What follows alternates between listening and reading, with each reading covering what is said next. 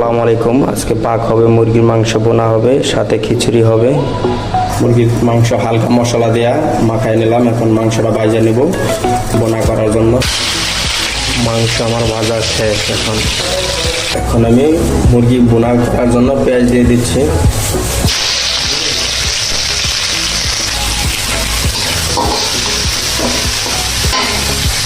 আমার মুরগি পেঁয়াজ ভাজা শেষ। মুরগি বোনা করবো। পরিমাণ মতন যা যা মশলাটা দিয়ে দেবো।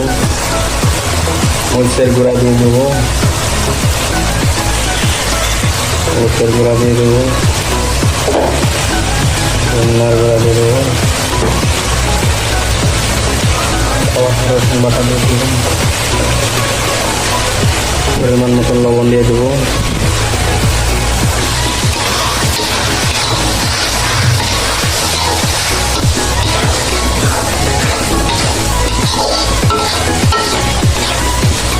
এখন আমার মুরগির মাংসের মশলা কষানো শেষ। মুরগিটি ভালো করে কষায় নেব।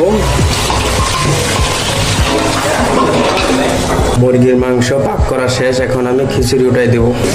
এখন আমি খিচুড়ির জন্য যা মশলা লাগে তাই দিয়ে দিলাম। দেয়া ভালো করে মাখায় নেব। মাখায় নিয়ে উঠাই দেবো পানি দিয়ে পরিমাণ মতন। খিচুড়িটা পাক করলেই প্রতিদিন শর্ট করে। এই খিচুড়িটা রান্নলেই প্রতিদিন শর্ট আছে।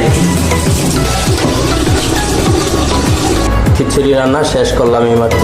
খিচুড়ি রান্না শেষ আমার। খিচুড়ি রান্না শেষ।